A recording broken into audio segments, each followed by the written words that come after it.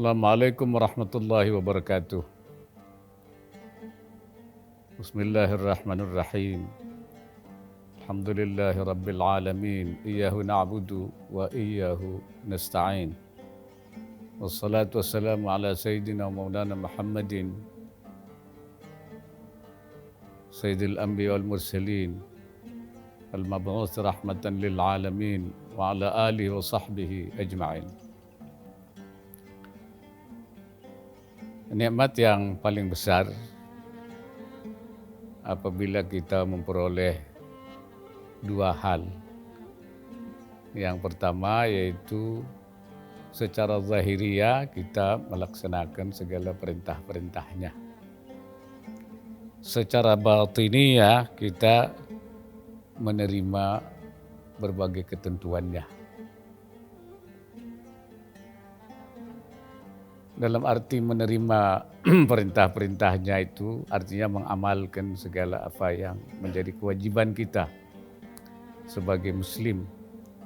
Dalam arti menjalankan segala perintah dan meninggalkan segala larangannya.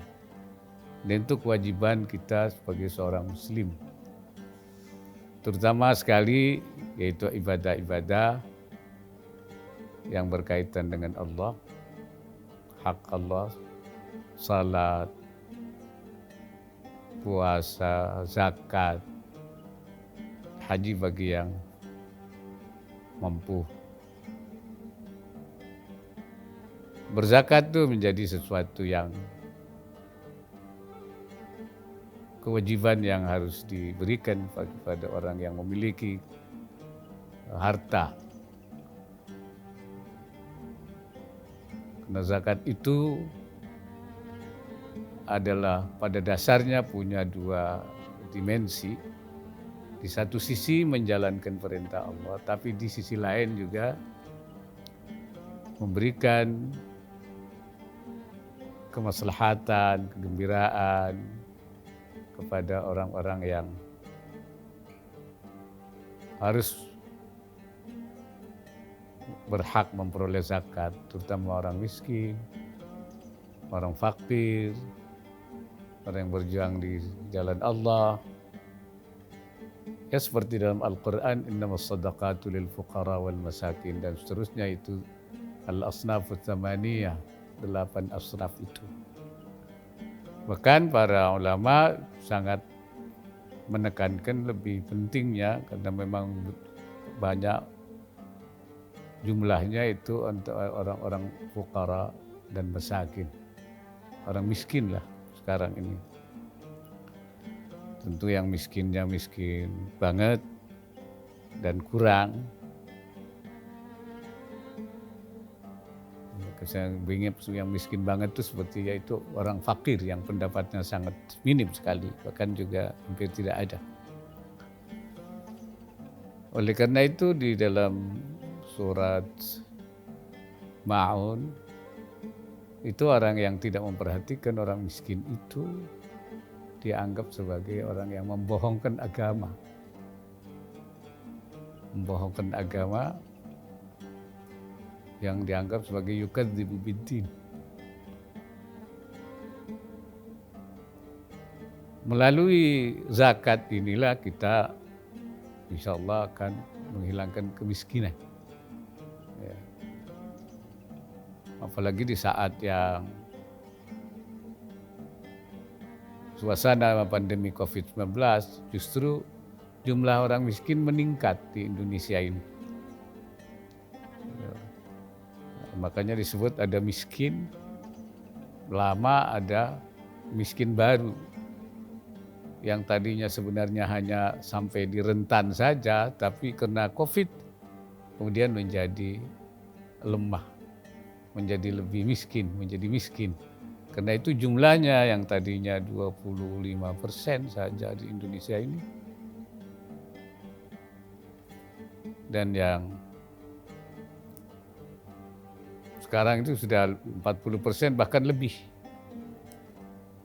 Oleh karena itu peran zakat ini, walaupun pemerintah sendiri sudah menganggarkan cukup besar untuk bantuan sosial kepada masyarakat itu lebih dari 100 miliar. Tetapi karena banyaknya orang miskin yang harus dibantu, maka peran zakat menjadi sangat penting. Abu Bakar Siddiq dulu pernah ketika ada orang tidak mau berzakat, itu justru diperangi. Beliau mengatakan, la uqatilanna mani'az zakah. Saya akan perangi orang yang tidak mau berzakat itu. Begitu pentingnya posisi zakat itu. Dan bahkan di dalam ayat-ayat Al-Quran selalu digandengkan dengan salat. Aqimus salah wa atuz zakah. Dirikanlah salat dan tunaikanlah zakat. Artinya ada dua komunikasi, hubungan yang harus terus dijaga. Satu dengan Allah melalui salat kita. Salat itu adalah kita sedang berdialog dengan Allah, dan juga zakat, yaitu dalam rangka menjaga hubungan kita dengan manusia, itu yang biasa disebut dengan hablum minallah wa hablum minan nas, saking pentingnya peran zakat itu. Padahal di dalam Islam itu selain zakat juga ada yang lain, yaitu sedekah, infak. Jadi di dalam harta kamu itu katanya ada hak lisa'ili wal mahrum siwa zakat. Selain zakat itu ada.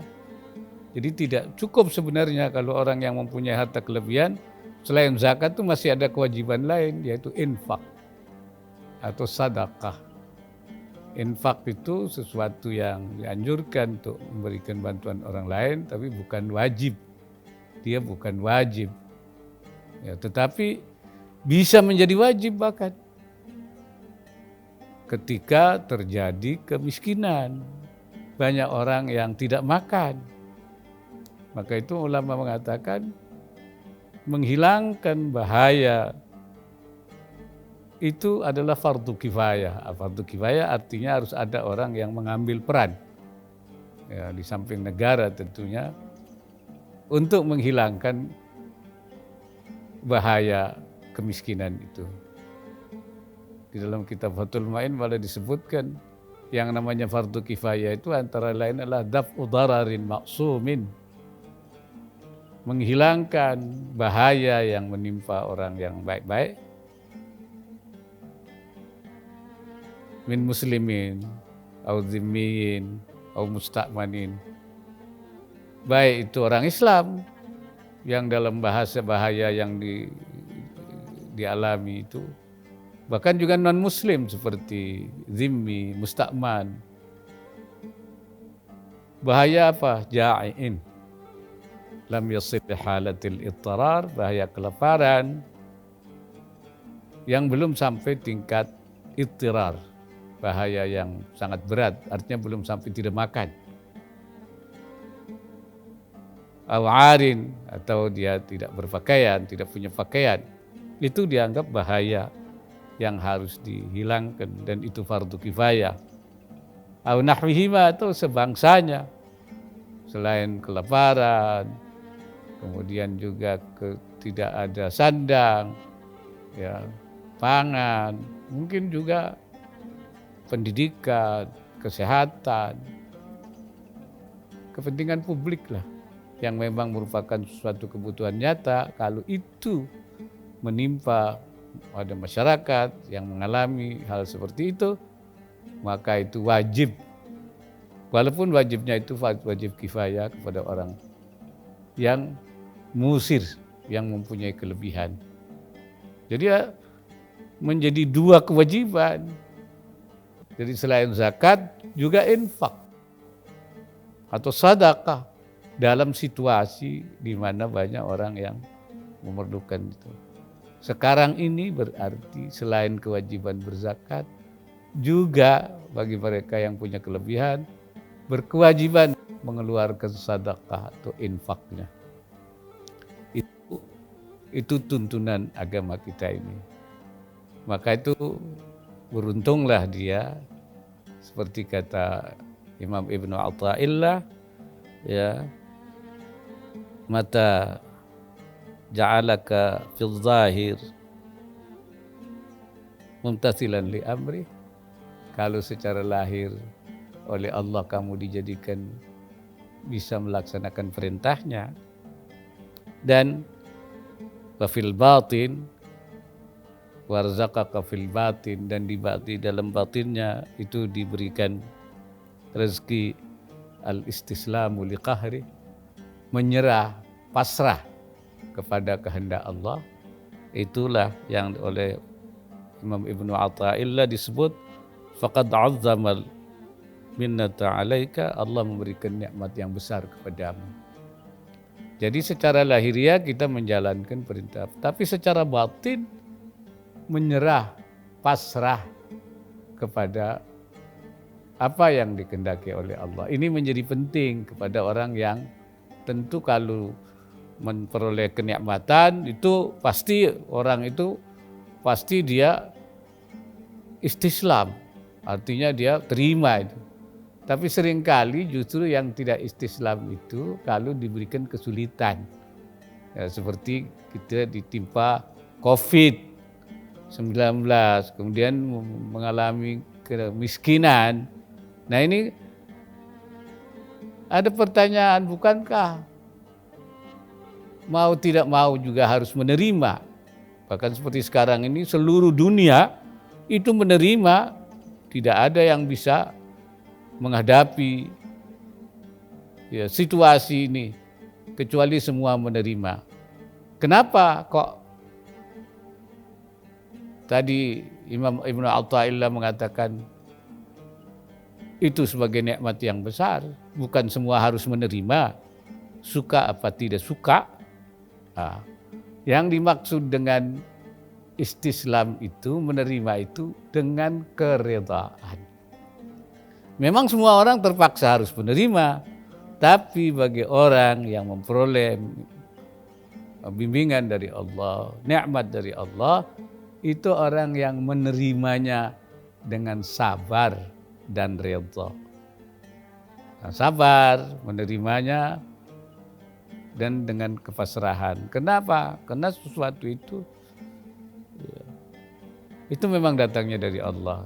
Jadi beda sekali orang yang menerima dengan terpaksa dengan orang yang menerima dengan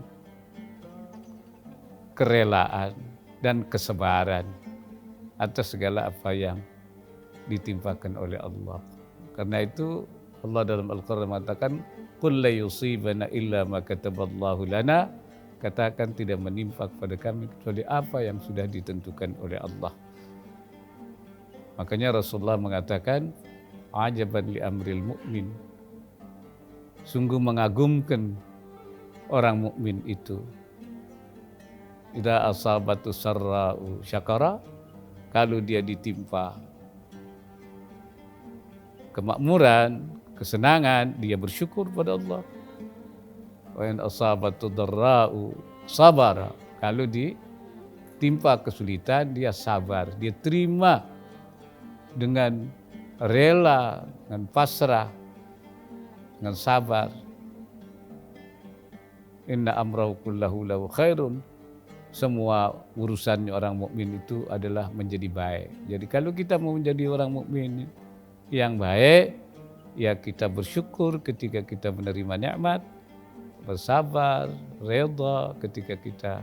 Itu yang katanya Imam Ibnu Athaillah, orang yang diberikan nikmat al-minnah, ya, yang besar, azzamal minnah alaika. Sekian dan terima kasih. Assalamualaikum warahmatullahi wabarakatuh.